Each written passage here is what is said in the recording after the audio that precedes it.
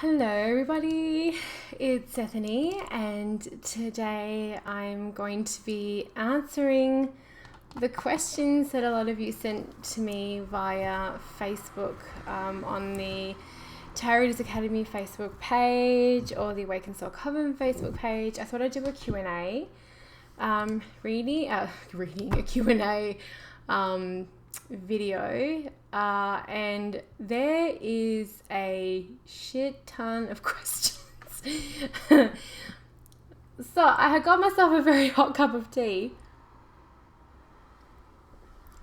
and I'm going to endeavour to answer as many as possible. Okay, so I'm going to do the ones on the Tarot Academy first. I didn't really know what the response was going to be, so thank you so much for everyone who did ask questions. That was amazing. So let's get started. So my first question comes from Luciana. Using tarot and oracle cards in the same reading, what is your take on this? So lovely Luciana, I have done a video on this before. Actually, I think I've done more than one. I definitely did one where I showed ways in which you can do that, work with oracle and tarot cards in the same reading. So a lot of these questions I may have answered before, but it could have been a long time ago, so I may have changed or adopted my practice or whatever that may be, whereas this one I really just did quite recently. So I'll pop a link below to this, but it is on ethony.com where my free tutorials are. But I love working with oracle and tarot readings in the same reading. I've done it for many years, and to answer your question very shortly, yes, I do it. I do think it can be very powerful as long as it's not confusing you, as long as it's adding to your practice and not taking away or adding a layer of stress, then I say go for it. Okay, so Barbara asks, how do you know if tarot and oracle are working well together? Well, for me, it's like if it's making sense, like if it's vibing, if I'm actually going from one to another and there's a connection, then I feel like that's working well. I do think that part of that may be in the way in which you select your decks. Whether you do that, like I have decks that I read that read really well for romance readings, or ones that do very well for all round, ones that do very well with spiritual career readings. So it really does depend on the way in which you select it. But for me, there needs to be, you need to feel it. It's all about the feelings. You need to be able to feel that there's a connection there and see that this, translates well and that there's a flow. So for me, if I'm not in flow and things aren't flowing, then maybe try switching up your decks. Barbara's second question is, should you do a reading at the same time every day, different times during the day, or just when spirit moves you? Whenever it moves you. I mean, if you want to do a daily draw as a part of a spiritual practice, then, you can try and do it every day, but I know life happens. I'm not really a stickler for like, you must do this at this time every day. Unless you're taking some kind of medication, you need to every day at the same time.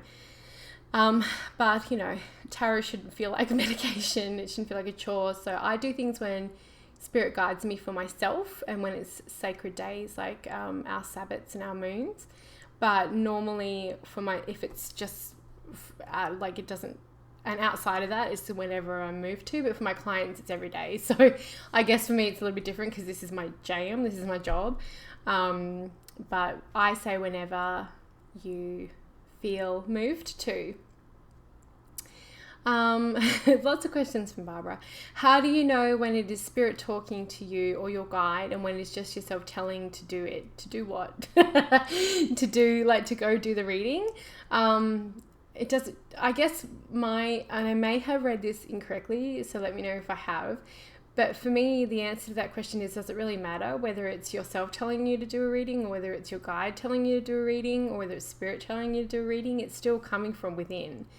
Your spirit guide isn't standing there like shaking his finger at you, telling you. It's the voices, that urge, that requirement, that need still comes from within. So I'd say just go for it.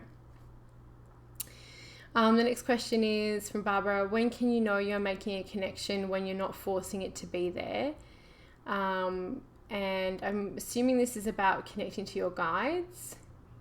I don't feel like your guides. I feel like your guides. I don't feel like any helpful connection, your guides, or whether you call your guides your higher self or however you choose to see that, will need to be forced it to be there. The connection may be stronger some days and not so strong other days, but I don't really feel like there is a force in that, if that makes sense. And her last question is, how do you get to know your deck and make it your own? So I have another tutorial on that, 8 ways to work with a new tarot deck or get to know your new tarot deck, and I will also pop that below. Actually, I'm just going to pop the tutorials video link below because a lot of them will be in there. And Michael, oh gosh, I'm going to start sneezing. No! Michael, who's next in line for the questions, has been talking about, he's been trying to connect with his guides, and I do have that free Spirit Guides and Tarot course at the Tarot Readers Academy, which I know Michael's been doing, so I hope that's been going well. Lynn Z asks, how do you feel about reversals? Well, I have spoken about reversals on a number of occasions, and how I don't usually do reversals because I believe that the cards have been designed with enough light and shadow in them upright anyway. You know, if you go through the deck, it kind of mirrors our human experience in a myriad ways, from the heartache of the 3 of Swords to the celebration and joy of the 4 of Wands, and then all the way through the archetypal quest through the major arcana. So I don't normally use reversals. I think I said this time last year that I may try. I'm still not there. So for me, it's not something that I do. I know a lot of people do, and I even write, like in all my courses and my books and things like that, I do write the reversals as in the shadow aspect of it, as in the underlying aspect of the cards. So for example, I've just lost the screens here because we've got all the questions. If I pulled the Queen of Swords, so she's the queen for me who cuts through the crap and sees the truth of things. She is the adjudicator. People go to her for advice and sound knowledge because she is going to speak the truth to you. But if I had her reversed, it could be that she's manipulating, that she is being a bit bitchy and catty and actually using her power to manipulate the situation in a negative way, and not being the adjudicator but being kind of the instigator. But for me, how would I know if I only have it upright if that was her in her shadow or her light? For me, it's the position in her spread, and also what cards are around it. For me, that's what really lets me know whether it's in an upright or a reversed capacity, or a shadow capacity, as I like to call it. And also my intuition. Like, I know the meanings of the cards. I have for many, many years, but I also read intuitively, and I read with my clairs. So that's how I feel about reversals, but I think that they can be extremely helpful. Like everything though, I wouldn't say add anything to your practice that's going to confuse you. If it confuses you, you know, it's different if it's a challenge, but if it's like outright confusing you, maybe come back to it later. Okay, so Jennifer asks,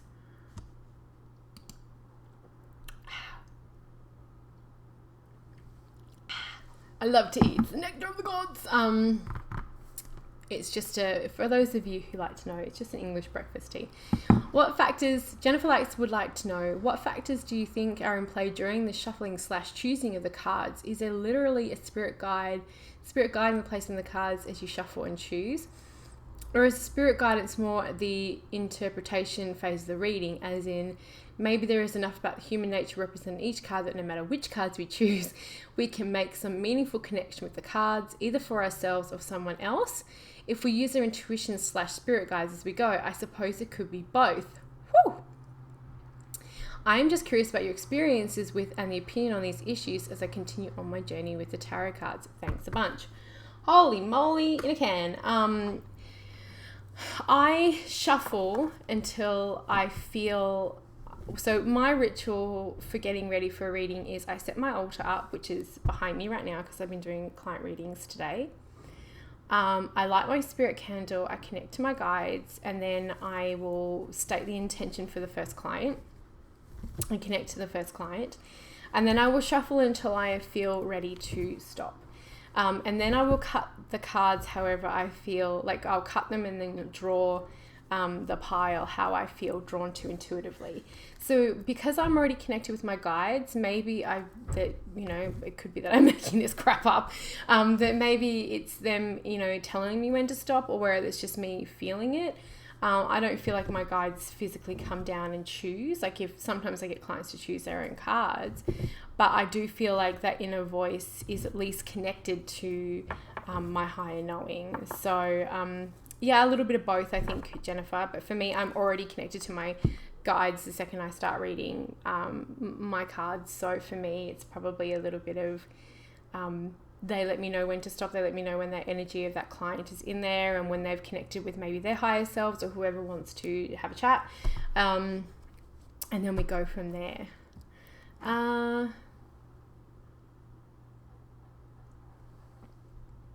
Okay, so Dawn asks, how do I prepare myself for readings and recover after doing readings? I find everyday personal life / issues get in the way sometimes. And if I'm not feeling calm and in a good place, it's hard to read for others. So this is not easy. I've mentioned many times before how this is not work that you can do and half-ass and kind of like half show up. It does take a lot of energy and love and passion for the work to do this. So I prepare myself with, as I was mentioning before, I set my altar, I connect with my guides, I get grounded. For me, and this may just be like just the years I've been doing this, I can sling cards anytime, anywhere, anyhow. I don't do it if I've had too much to drink, which is very, very, very, very rarely anyway. But so I always wear, I usually wear my rings or my necklaces and things that are just my little talismans. But I like the saying that it's like, you can still be the vessel. You can still be the pipe. A cracked pipe will still deliver the water. A cracked vessel will still hold the water, still hold the messages for healing. So for me, I totally believe that if you can learn how to switch that off, and I don't feel it's compartmentalizing. I just feel it's like professional mode, right? It's like showing up to work and not bringing all your personal crap in. It's going into your job and doing your job. And this is my work. This is my job. So I therefore treat it as such. So when I show up for my clients, and I try, I've trained myself to flick the switch and just be like, okay, well now I'm in client mode and whatever's going on for me has just got to take a back seat. And if you need to do a little ritual for yourself, like smudging or a smoke ceremony or aura sprays or calling in every guardian you have, then do it. But for me, I just view it as a professional courtesy and I treat it like my job, and I worked in the corporate world for a long time, so I just switch it. I'm here for my clients now. I have said in the past, to some of my guides, I'm like, okay, well, we're having a bit of a rough day. But we're gonna show up. Recovery afterwards. I also have another link on what to do after a reading to help ground yourself. But I always make sure that I close off my energy and say thank you and come back down and ground. So that is also in the link. And the reason why I'm not going over all of these ones I've done before is because there are so many questions. We will be here all freaking day if I don't at least try to get through them without covering all ground. Okay. Amante asks, do you read cards or combine cards with messages from spirits? What do you think about combining if that's something you do? Yes, I do. I think I talk about that in my tarot journey video. I think. I combine. So, as I said before, I know the meaning of my cards, the Rider-Waite-Smith system, hand back to front. And that's like an intellectual knowledge. And then I have the messages that I get. And sometimes it's like a little thing physically, will say, for example, there if I'm really, so the Five of Wands meaning competition, challenges, arguments, but sometimes it's like creative collaboration that's going very well, or fighting just for fighting's sake, but it's not as super serious as, say, the Five of Swords. But say I see the rooster down there, and I say, well, I'm really drawn to the rooster, and for me, I'm getting that this is about pride and ego and puffing up our chest and trying to act like we're the big cock in the hen house kind of thing. So I do take physically what is on the cards, and if I'm drawn to something, I will work with that, and then I'll also go with messages from whatever I get. So if I see something or I hear something, often I do hear things like specific lines or affirmations, and I start to channel, yes, then I do that. So I do both for sure. And as I've mentioned many times before, I do not believe there is a right or wrong way to do it. You just have to do however you feel right and however you like to connect to the cards. Okay. Samantha asks, I have in total about 20 tarot and oracle decks. I've seen many readers have more and some less. Recently, I was chatting to a person who is a well-known medium that only uses one deck. This person recommended I only use one deck for readings, as reading with multiple decks can bring unwanted energy in and confuse you with messages. Now, when I say one deck, I mean only ever owning one deck. This person only uses the fairies oracles, and I want to touch another tarot and doesn't want to touch another tarot or oracle deck ever. Can I choose one? She's looking at a collection, saying, can I do this? Can I choose one deck for the rest of my life? I'm not sure where I sit with this information was given me. Okay, so I like what someone at the Academy has replied to, saying, I suggest that it perhaps works differently for all of us. Okay, so I agree. Like, if that's the way she wants to work, then then that's cool. But that for me sounds like she's trying to push her way of doing things onto you. I would say that if it feels like baloney, then it's baloney. And it's not that it's bullshit for her. Obviously that works for her, and that is amazing. And where she stands today, she only wants to use one deck. She may change that in the future. But you have to work how you like to work with your tools. And that could be anything from the tarot to your spiritual tools in general, to your china, like to your fine china. Like, you got to do what you got to do for you. So I would say I've had many people tell me all sorts of shit. Like, you can't buy your own deck, blah, blah, blah. And you just like all sorts of stuff. And I just go, that's nice. Like, that can be your reality. It does not have to be mine. So it works for her. Fine. For you, I wouldn't say if it feels wrong to you and you have been drawn to those cards and you have a nice collection, then that's great. Lynn said, also came back about repeating cards. I'm going to do a video about what happens when a card keeps stalking you, so watch out for that. Aya asks, sometimes I feel as if some decks love to play with me, like with jumpers. I was amazed once when my Moon Garden deck showed me a card after card with all the majors, like 10 consecutive. Do you feel your deck is playing with you or amusing you? I feel like you could be amusing yourself too, right? Like, because I view that the deck is a way to connect with our subconscious. Maybe we're playing with ourselves. Maybe we're like giving ourselves a little bit of sass, So I think that sometimes that can happen. Depends on the deck and the connection and the relationship you have with it. If you choose to believe that you can even have a relationship with, like, a connection with cards. But yeah, I think sometimes you can just have a bit of an amusing moment. I mean, were you focusing? Were you concentrated? Were you just like playing? Like, there's lots of things that can come up with that. But yes, I have seen some very funny, some very like interesting things before. Sarah asks, do you ever get your cards read by someone else? What are your feelings about reading for yourself versus have someone else read your cards? I for sure get my cards read by other people. I cannot see all, I do not know all, and often, actually not often, most of the time if I'm very involved with, I'm involved with my own life. We all are. We're all invested in our own lives. So we can get too close to the situation to be able to see it unbiasedly and to really get some clarity. So I often get my cards read by somebody else because I want someone with an unbiased opinion to connect in and tell me. I do little readings for myself and I have done readings for myself, even around big things. But usually if it's a big thing, I might get my cards read by someone else and then maybe check in with myself after. But yes, I'm all for getting my cards read by somebody else. Taryn asks, when she does a reading,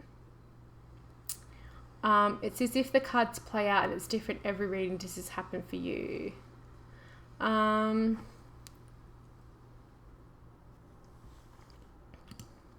there's a big response to that. I would say that it is different nearly every reading in regards to the multifaceted aspects of the tarot. Like, every card can mean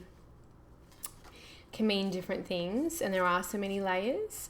So I do believe that it can be completely, every reading can be different. So there are themes and there are archetypes and there are symbols and meanings to these cards, but it doesn't mean it's going to be exactly the same every single time, because how boring would that be? Any hoodle.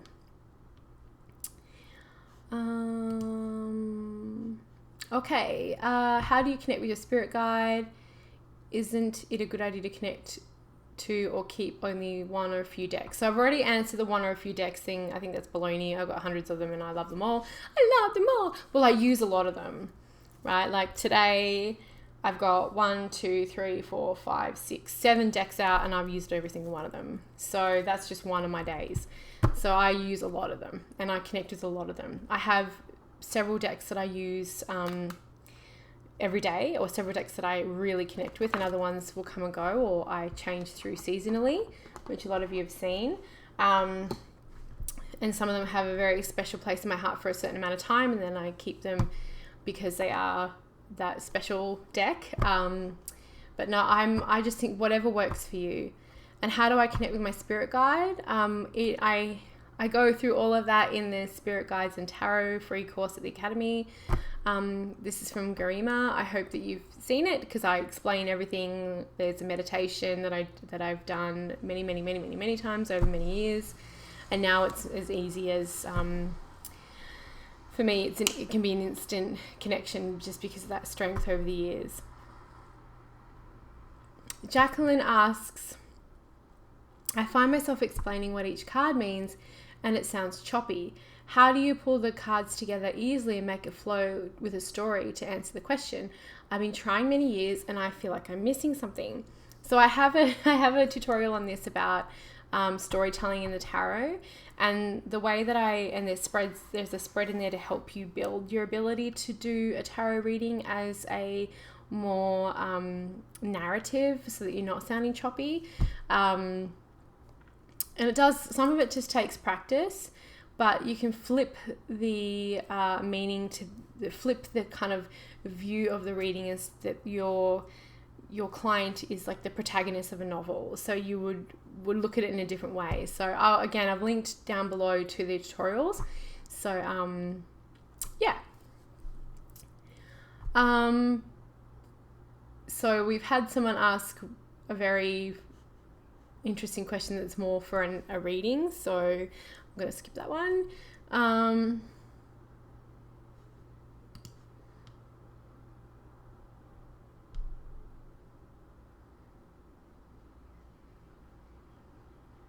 Okay, so Michael's asked a few questions. I've answered a few of them, but how to create your own tarot spreads, the methodology behind spreads, and how to make sure the energies you're tapping into know what your spread means, or can you basically put down your cards in any which way? As long as your intentions are focused, your spread will work as expected. It depends on what kind of way you like to work. Like if you want to write it out and then sit with that, and you know, so say you've got do more, do less, and then action. So you could shuffle once and go, okay, I'm going to be selecting the card for do more. Okay, so we've got the 7 of Swords. All right, then we've got, so then we can interpret that. So then do less. Okay, so what do we need to, then I'm shuffling, shuffle, do less, 4 of Cups. And then I'm going to do shuffle for my final one, advice. All the time, I'm not saying that, but like I'm holding the energy while I'm doing that. And I've got the 9 of Cups. So then I can go through and interpret all those and read the cards.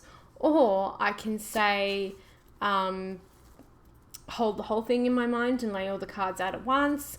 It really just depends on how you like to do it. I like freeform and tarot spreads. I say play around with creating your own spreads, modify spreads that you find on like Facebook or blogs or Tumblr, if you want to add or take away, and then just see how you feel. It's like tarot spreads should be used in order to help you gain the answer that you want, to gain the clarity that you want. So you really need to start with, for me, I believe you need to start with where you want to go and what you want to know, because if you don't know that, then you're kind of going around it the wrong way. So if you want to know, you know, if you really want to know about the outcome of something, then you want to have it outcome orientated. So like when, how, what's the block, what can I do more, what's out of my control, what do I need to be aware of? Those are things that are more like that'll be linked to that, if that makes sense. I hope it does. So that's a little bit about how to, but yeah, your intentions are always extremely important. Having intention around everything that you do, I believe, makes your life much more meaningful and syncs you up. So that's that one. So now I've got more. Chris asks, what do you do when a reading makes absolutely no sense? It doesn't happen often, but it's all worse when it does. Head to my tarot tutorials. I've got one about that as well. Barbara asks, how do you be true to yourself and authentic in your practice? She's talking about spiritual practice, my witchy practice, without letting the whole world know before you're ready for them to know because of all the judgment and public shaming of witches. You can do a lot internally. You don't need to turn your house into something from a Disney movie or practical magic, although I would love that. Yeah, you can still be authentic. I mean, you don't have to run around saying, I certainly don't run around saying I'm a witch. I just, like, that's just who I am. Like, I don't, I'll speak up about things I've always been passionate about, and I'll just say, if it's a full moon, you can just excuse yourself or don't make plans that day. So yeah, just quiet reverence, I think, is the way to do it. I hope I've answered that. Maybe if I haven't, let me know, Barbara, because for me, I guess firstly, I didn't really care what anyone thought of me. Well, that helps. And secondly, I just don't tell everyone and sundry. I worked with people for years and they never knew what I did in my own time. That's none of their business. So there we go. What are some of the ways you incorporate your toddler into my daily, like my witchy life? I go for walks, crafts. I try. My kid is not into crafts at all. Doesn't want to color. Doesn't want to do anything but run. So needless to say, we're outdoors a lot. He does like my tarot cards and things like that, so I do play with him with that. I do lighten it up. She asked if I lighten it up or do I fully commit, and I think they're the same thing. Ritual can be mirth, ritual can be happy. which can be full of mirth. It can be happy. You can enjoy it, and it can be light, because everything is sacred. The mundane is sacred. Connecting with your child is sacred. Spending time outdoors is sacred. So for me, it's like one and the same thing. The daily divine is also part of the divine. For things like Sabbath work and Esbat work, like serious ritual, I wouldn't bring him unless it was a community, like if I was at Windsole at my friend's house in Australia, where it's a community, a large community event, or pagan camp, or fairy worlds or fairy con here, like those sorts of things, or pagan pride day, those like big public events that I would bring my son to. But normally if it's a big ritual for myself, I would leave him at home because I want to focus. But everything else in the daily, I'm happy for him to do. Like I get up in the morning and I go and I light my candle on my spirit candle on my altar, and I start that, like, and he knows, we talk about crystals all the time. So yes, we're very involved. Kelsey, do I have recommendations for books on tarot? I'm looking for a book that will detail common symbolism and representation on each card. I'm researching to start to create my own deck. There is a book called The Ultimate Guide to the Rider-Waite, which is like buried in my book somewhere. There's also The Pictorial Key to the Tarot, which is actually written by Arthur Edward Waite. So, and he actually talks about, so I've opened up to the Hierophant. He wears a triple crown and is seated between two pillars, but they are not those of the temple, which is guarded by the high priestess. In his left hand, he holds a scepter terminating in the triple cross, and with his right hand, he gives us a well-known existential sign, which is called that of exorcism, distinguishing between the manifest and the concealing part of doctrine. So he does actually talk a little bit about at least the visuals of it, but he doesn't really go into, I guess, the symbols.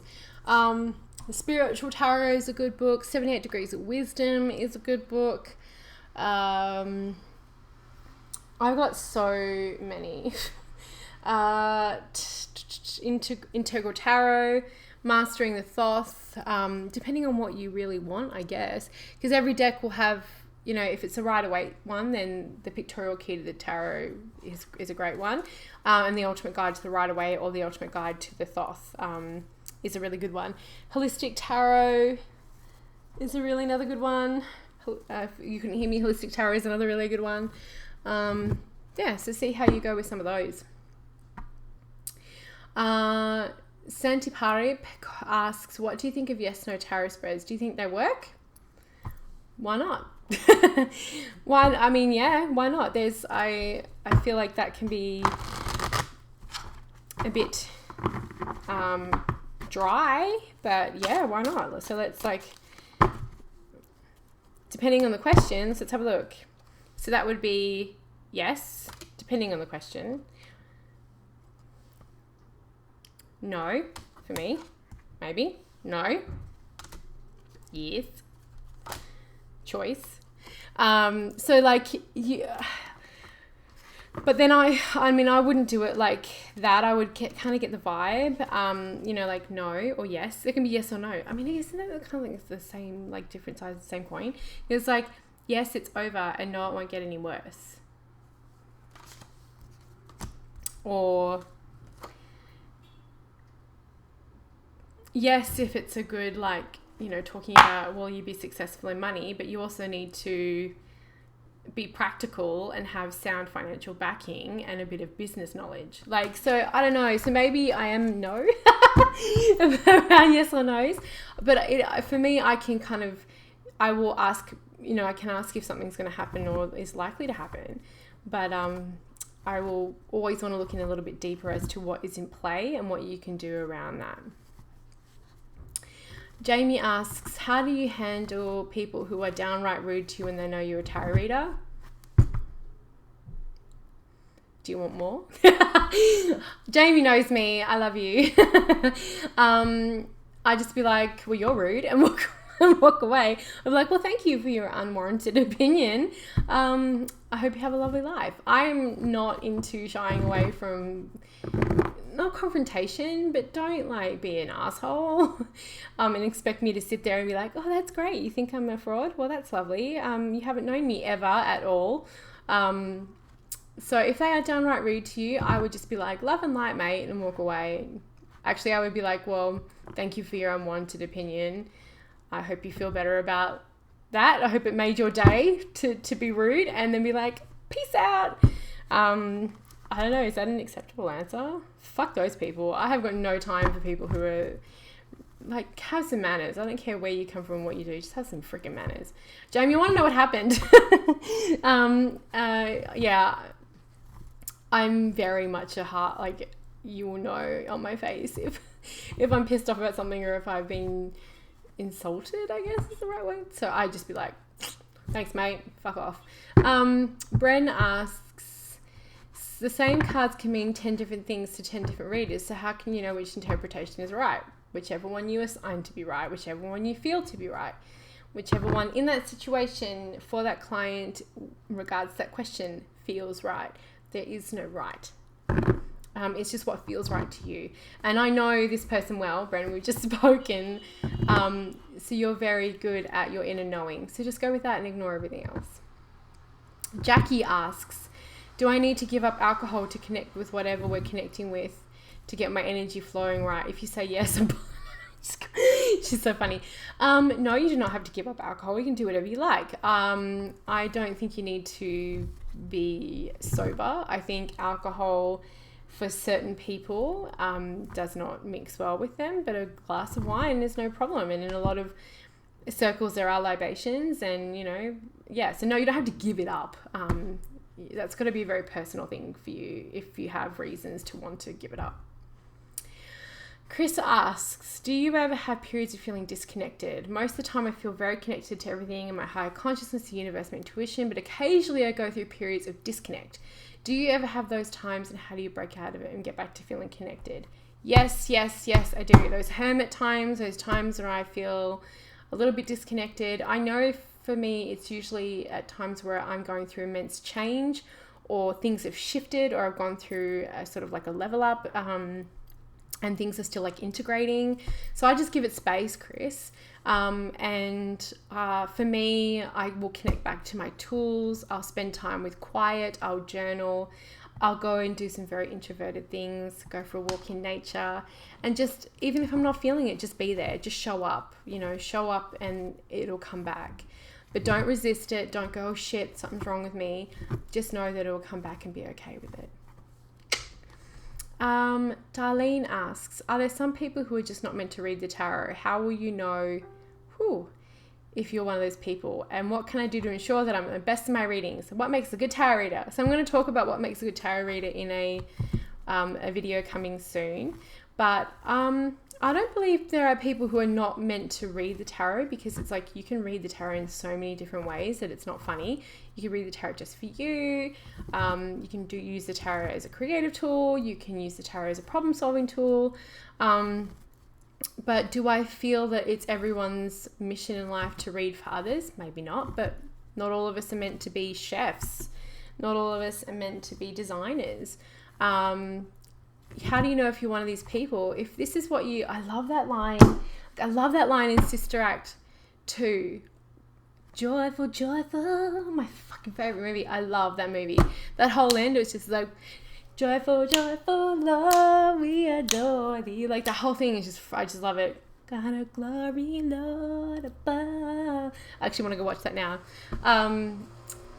I love that line where she says, if you wake up every morning, when Whoopi Goldberg is talking to the magnanimous Lauryn Hill, and she's saying, if you wake up every morning you want to sing, then you're a singer, baby. If you want to wake up every morning you want to write, you're a writer. And I wake up every morning and I want to grab my decks and I want to write. And I love to talk.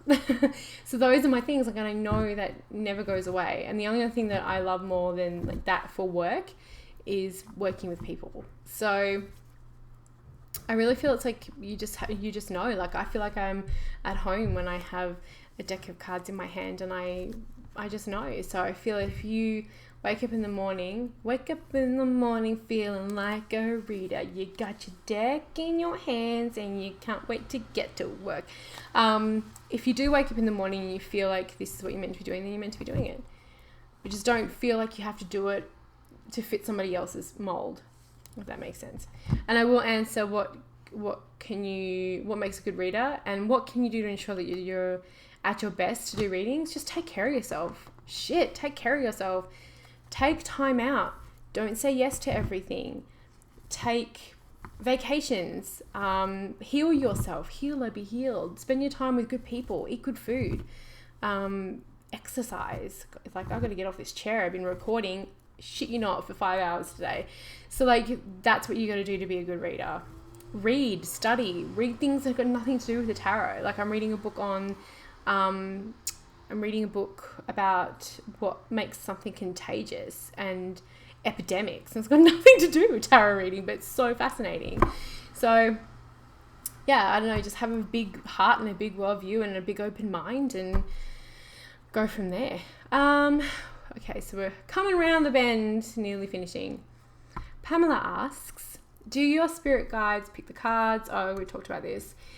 Do you think the tarot is a channel? I think the tarot is a tool to channel for you to use, like paper and ink and that's it? Or are they something more?